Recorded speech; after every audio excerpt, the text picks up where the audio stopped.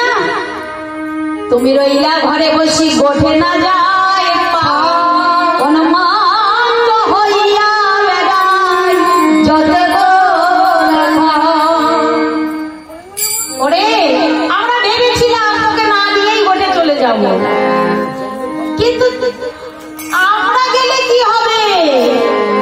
আমাদের ওই যে বৃন্দাবনের ধেনুবৎস তারা তো যেতে চাইছে না। হ্যাঁ, কিছুতেই যেতে চাইছে না।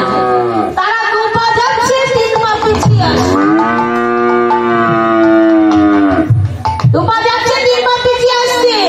আমাদের মধ্যে যে শাখা মধুমঙ্গল, হ্যাঁ, ও বললো ভাই কানাই না হয় রাজার ছেলে, আমরা না হয় তার প্রজার ছেলে, সেই জন্য কি প্রতিদিন তাকে ডেকে সেটে নিয়ে যেতে হবে? এই শাখা চল, আজ আমরা ভাই কানাইকে আর সাধবো না, নেব না। আমরা কি করবো বলতো?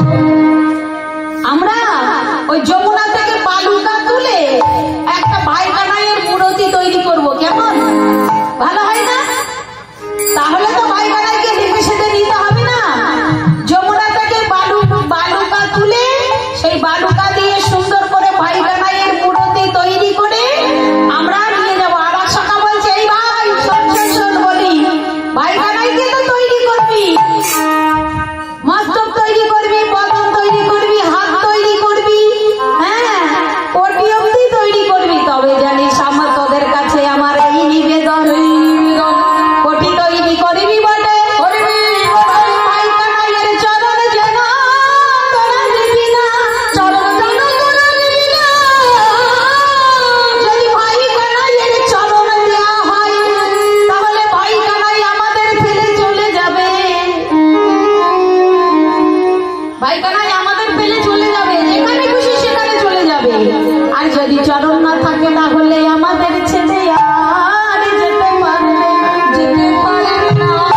ওরে, চরণ না দিলে ভাই কানাই হাঁটবে কেমন করে? চরণ না থাকলে তো হাঁটতে পারে না। বলছি কেন রে, হাঁটবে কেন? ভাই কানাইকেই আমরা কাঁধে করে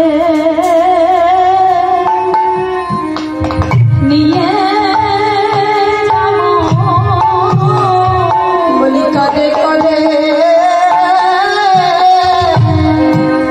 নিয়ে যাবো, যেখানে খুশি সেখানে যাবো, তাকে কাঁধে করে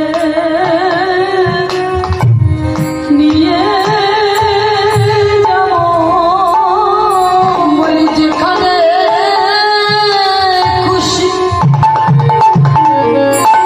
ওরা ছেড়ে দেবো, বলি ভাই কানাইকে নিয়ে যাবো, আমাদের ছেড়ে সে যেতে পারবে না। আমরা কাঁধে করে বয়ে নিয়ে যাবো, বলি আমাদের ছেড়ে যাবে না রে, বলি কাঁধে করে নিয়ে যাবো। ভাই কানাই, আমরা ভেবেছিলাম যে তোর মূর্তি তৈরি করে আমরা তোকে কাঁধে করে করে বসতে যেখানে যেখানে ধনুবৎস চালন করবো, সদা সর্বদা তোকে কাঁধে নিয়ে চড়বো। হ্যাঁ, একাধ হতে ওকাধ, ওকাধ হতে ওকাধ, ওকাধ হতে ওকাধ, কাঁধে কাঁধে রাখবো তোকে, কখনো আমরা মাটিতে নামাবো না। কিন্তু সকালে আমরা ভাবলে কি হবে? ওই বৃন্দাবনের ধেনুবৎস তাদের বস ফুলে জন্ম, তারা তো বদনে কথা বলতে পারে না। মধুমঙ্গল কি করলো জানিস? ওই পাঁচুনি দিয়ে সজোরে পৃষ্ঠে আঘাত করলো, আর যেই মাত্র সজোরে পৃষ্ঠে আঘাত করেছে, ওরা তো বদনে কথা বলতে পারে না, দুটি নয়ন জলে বুক ভাসায় কাঁদে আর কি বলে জানি, বদনে শব্দ করে বলি গো গো গো গো, শব্দ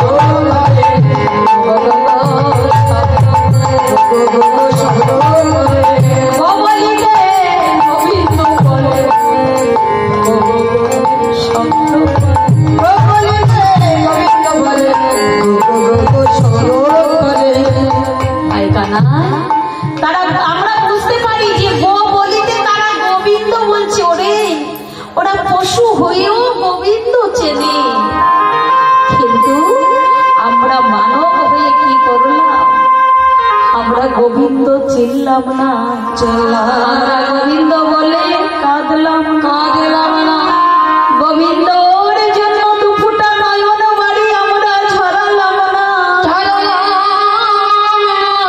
গোবিন্দ তোমার বলে ভজন যজ্ঞ দেহ পেলাম, কৃষ্ণ বলবার মতো বদন পেলাম, হরি ভজবার মতো এই দেহ পেলাম, কিন্তু পেয়েই বা কি লাভ?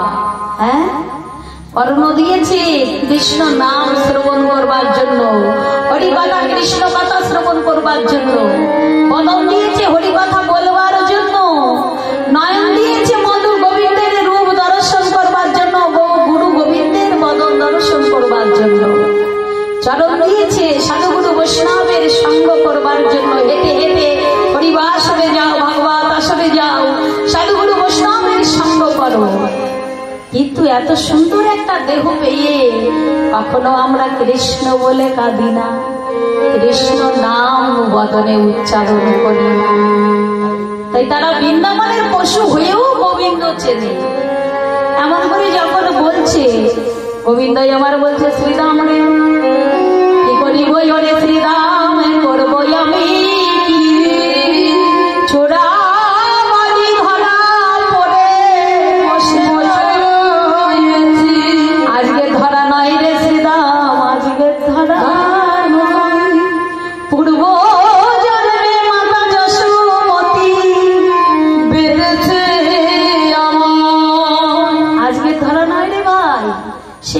জন্মে মাতা যশোমতী আমাকে বেঁধে রেখেছে। কবে গো?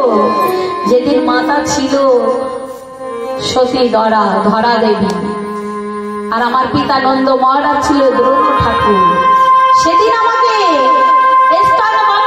মুদির দোকানে আমার সেবা দিয়েছিল, তখন আমি প্রতিশ্রুতি দিয়েছিলাম, মা গো আজ তুমি আমায় ছেড়ে দাও, তবে আমি তোমায় প্রতিশ্রুতি দিচ্ছি যে তুমি আমায় স্তন বন্ধক রেখে আমার সেবা দিয়েছ, আজ আমি তোমার ঋণ শোধ করতে পারবো না। তবে মা গো দাপার যুগ আসিলে এবে তুমি মা যশোদা হবে, দ্রোণ ঠাকুর হবে নন্দ পিতা, আমি তোমার পুত্র হব, তোমার কমল বলে আশ্রয় লব, বৃন্দাবনে সুজিব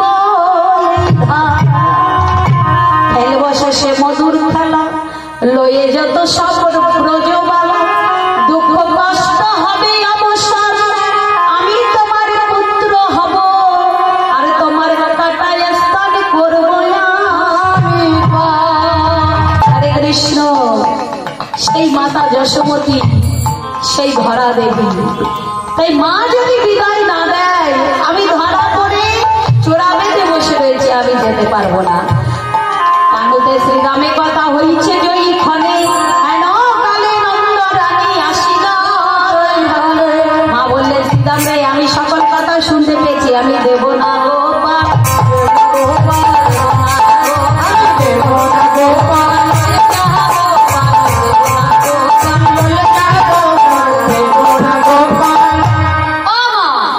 তুমি কি বলছো গো?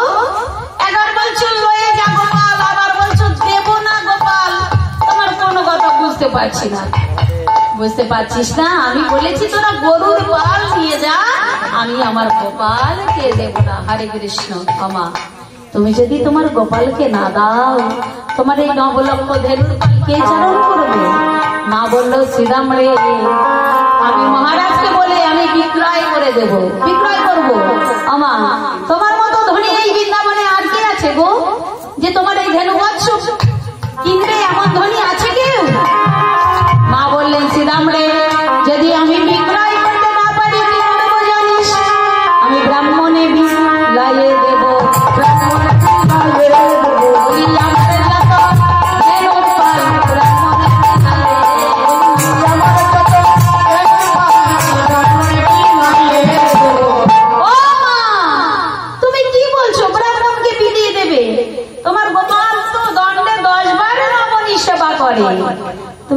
গোপাল সেবা কি দিয়ে দেবে?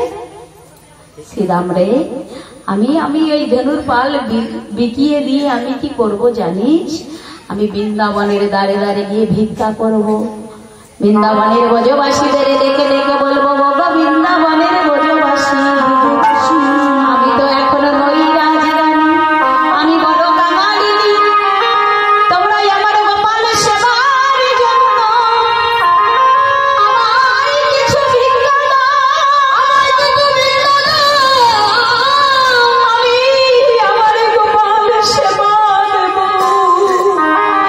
তোমরা আমায় কিছু ভিক্ষা দাও, তোমরা আমায় কিছু ভিক্ষা দাও গো। ও মা, তুমি যে বলছো তোমার গোপাল সেবার জন্য ভিক্ষা করবে, হ্যাঁ তোমাকে ভিক্ষা দেবে এমন শব্দ কার আছে? মা বললেন, শ্রীরাম রে, কেউ যদি আমায় ভিক্ষা না দেয় আমি কি করবো জানিস? উড়াইয়ে খাওয়াইব, এই ব্রজবাসী একটু বসে উড়াইয়ে খাওয়াইব,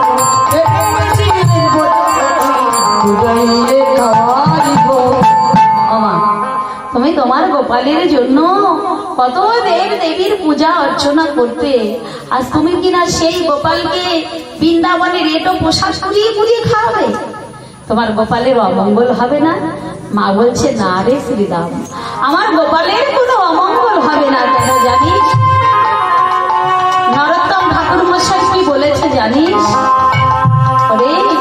কেউ ভিক্ষা দেবে না তাতে কি হয়েছে? বৃন্দাবনে ব্রজবাসীরা মধ্যাহ্নে সেবা করে এটো পাতাগুলি তো ওই বৃন্দাবনের নর্দমায় ফেলে দেবে, আর এই নর্দমা থেকে পাতাগুলো কুড়িয়ে কুড়িয়ে ওই পাতায় তো কিঞ্চিত প্রসাদ লেগে থাকে, আর ওই কিঞ্চিত প্রসাদে কুড়িয়ে কুড়িয়ে আমি আমার গোপালের বদলে দিয়ে বলবো,